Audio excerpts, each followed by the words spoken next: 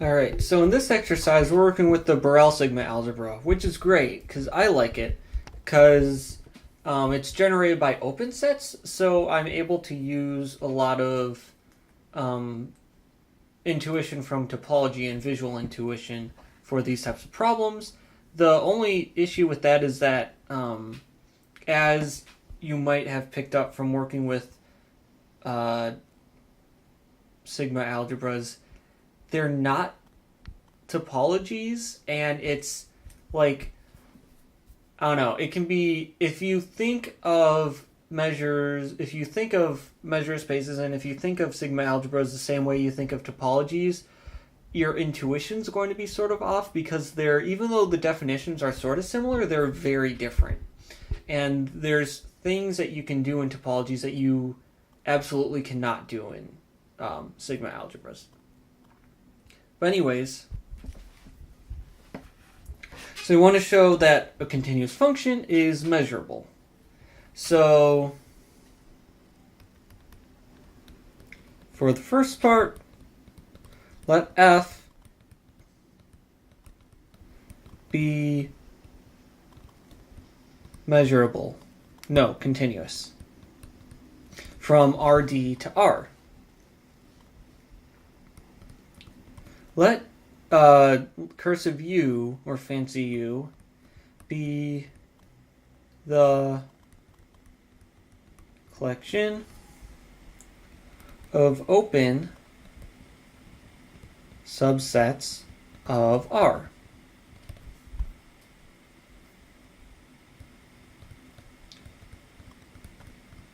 By continuity, we know that for every open set U, F inverse of U is open. Because that's one of the definitions of continuity. You can use the delta epsilon definition if you're like working with real valued functions, although we're not working with that here. So in general, for continuous functions from one topological space to another, you use the definition of the inverse image of an open set is always open. Okay?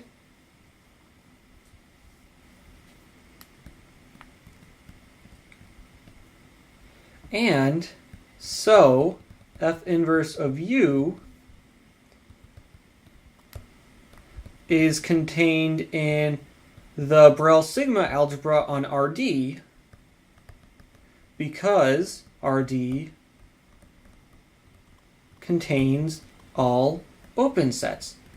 In fact, it's generated by the collection of open sets. So in particular, it contains all open sets.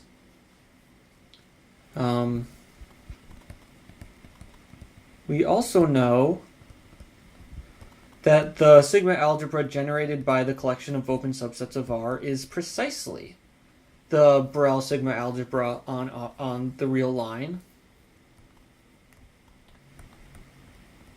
And so by our lemma from exercise 1.3.1, F is measurable. Now, if you haven't seen that video, you can go and look at it to see the lemma that I'm referring to. But what it says is that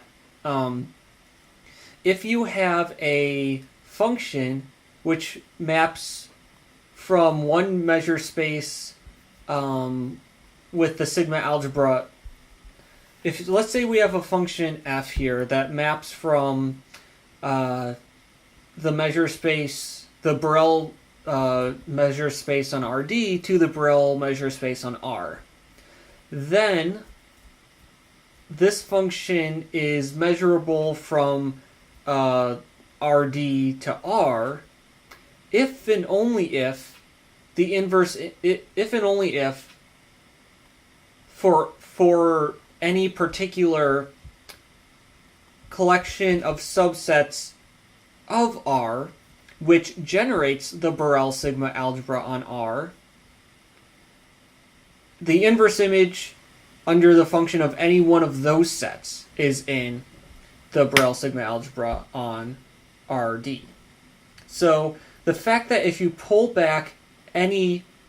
So here what's happening is if you take any open set in R and you pull it back under F, you end up with a measurable set in RD. But the collection of measurable sets, this holds for every measurable set in R. And so therefore by the lemma, it holds for every set in the sigma algebra generated by the collection of open sets. But that's precisely the Borel sigma algebra. And so that tells us that the inverse image under F of any element of the Borel sigma algebra on R is an element of the Borel sigma algebra on RD, which is exactly what it means to say that F is measurable. So that finishes part 1. As for a proof of that lemma, you can see that other video if you want to see the proof. Alright, so that's the first part. Now, for 2, let F be a sigma algebra on RD such that all continuous functions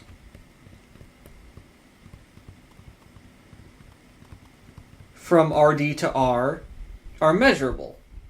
So the inverse image of any element in the Borel sigma algebra on R is an element of F. We must prove that the Borel sigma algebra on RD is contained in F. That's what it means to say that RD is the smallest sigma field, which makes every continuous function measurable. All right?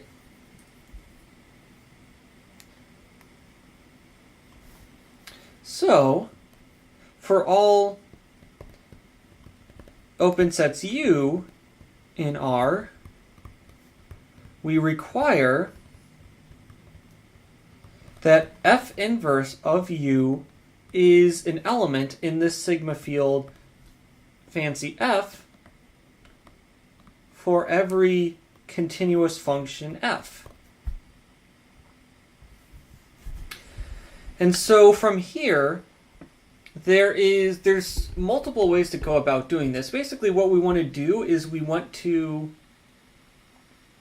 be able to construct we sort of want to choose a function of continuous function F in a clever way, which guarantees that by pulling back certain open sets in R, we can obtain any open set in RD.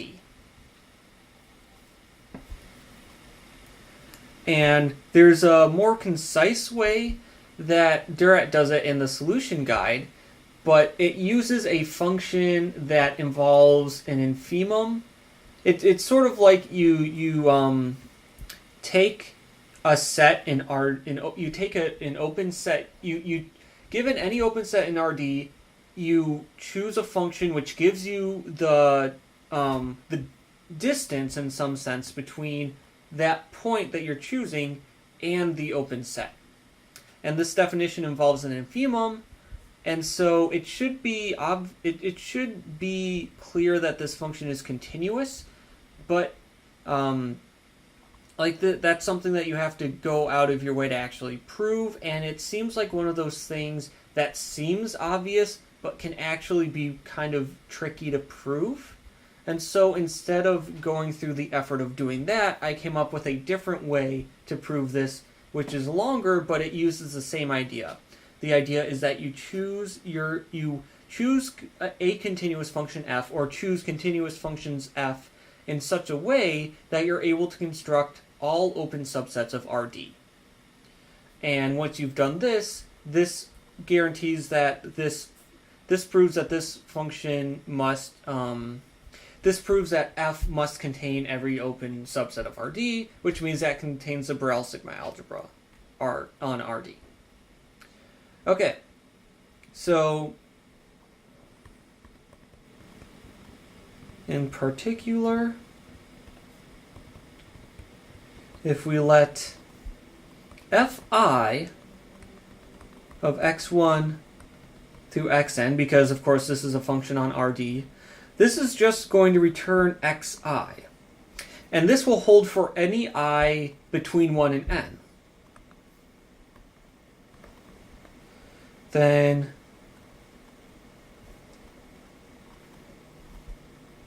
for any open set U, what is the inverse image of U? Well, for any index which is not I, the inverse image is going to be the entire real line.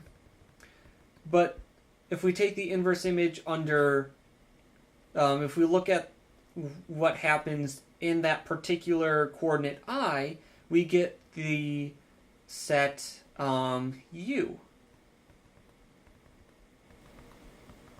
Right? Because if you want to, if you have a point x which is in U, then you want to look at the collection of points which can map into the set U. And so in the I coordinate, you need to have an element in U, and it doesn't matter what's in the other coordinates. And so that's why the inverse image of U is this set. But we also know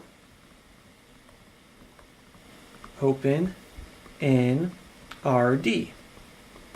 And this is just a fact about topologies, where if you take a direct product of topologies, then a direct product of open sets is going to be open in this direct product topology. This is definitely true in the finite case. Pretty sure it's not true in the case of countable direct products, but I don't quite remember all the details of that. No, maybe it does work for countable direct products. It's definitely not true for compact sets, though. That's something that's discussed in Chapter 4 of Fallen, and you have some guy whose name starts with the T, compactness theorem or something like that, which ends up being equivalent to the axiom of choice. But anyways, you can read Fallen Chapter 4 if you want to learn that. It's like section 4 or 5 or something in there. But anyways, okay, so this gives us a way to choose. So we can specify. So we can find an open set in any particular coordinate of Rd. All right. So, given open sets U1 through UN in U,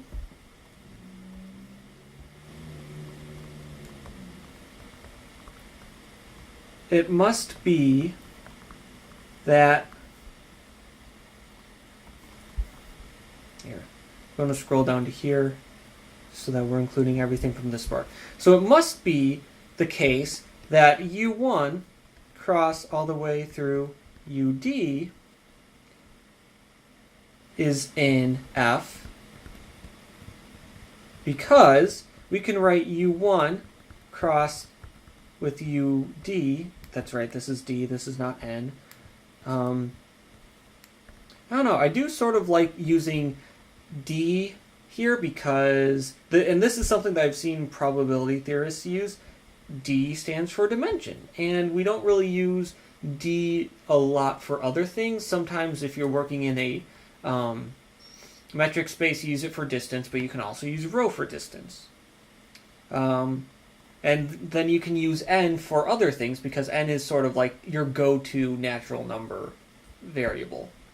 Anyways, it must be the case that U1, that this says in F, because we can write this as the inverse image under F1 of U1 intersected with all the way through the inverse image under FD of UD.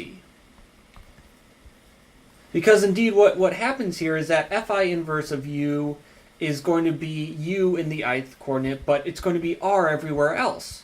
So if you look at this intersection, what you're going to end up doing is, like in the first coordinate, you'll take u1 intersected with r, intersected with r, intersected with etc., etc. And you're going to do that same thing for every single coordinate. And so you're going to end up with this intersection.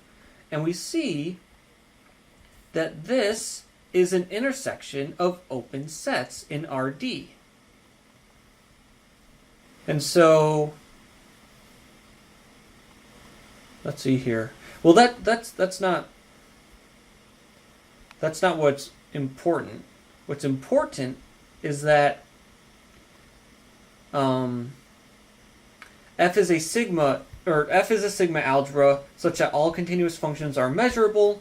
So each fi inverse ui must be an F, because that's the inverse image under a continuous function of an open set. And so it must be open. And so it must be contained in F. And then this is just a finite intersection of open sets, which is open.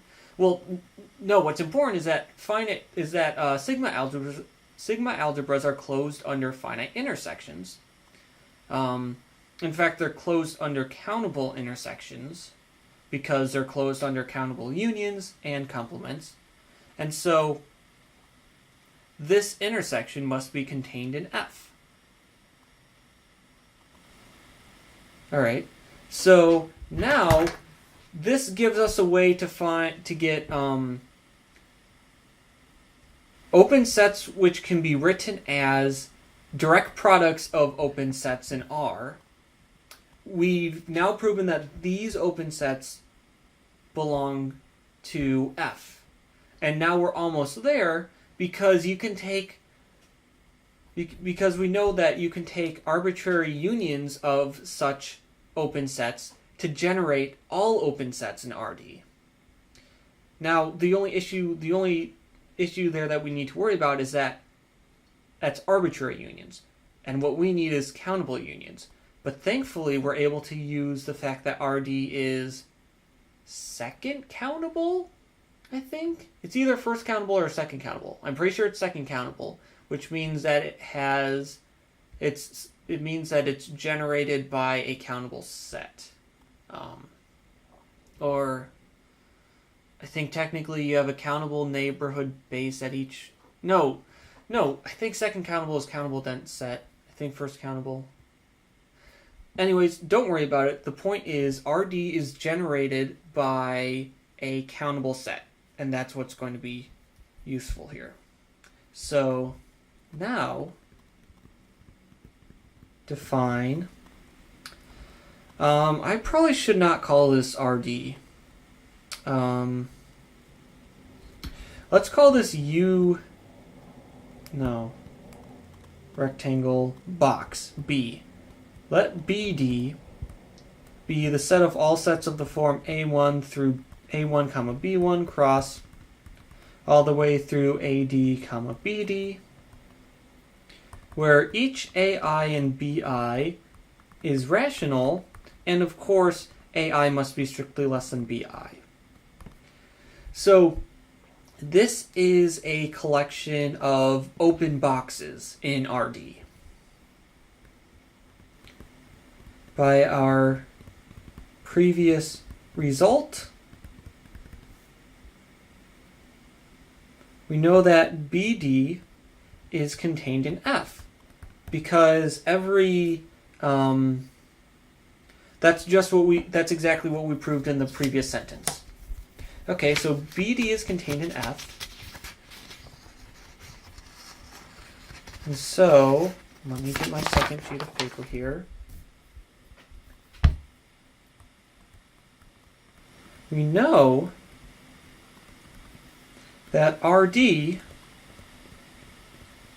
generates the standard topology on RD. And this is sort of a standard topology fact. The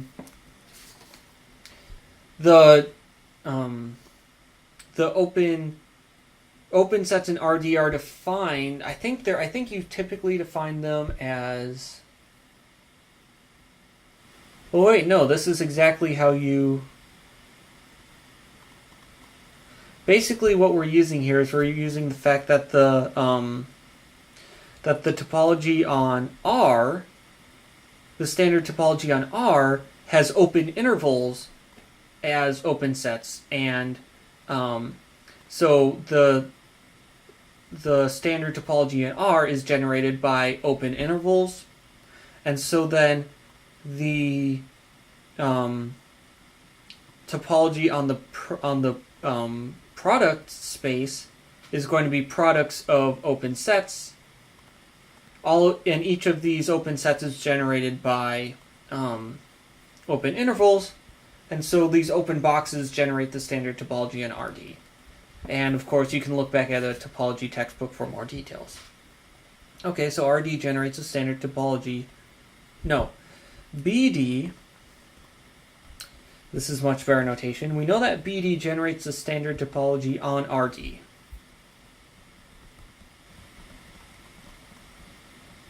Furthermore,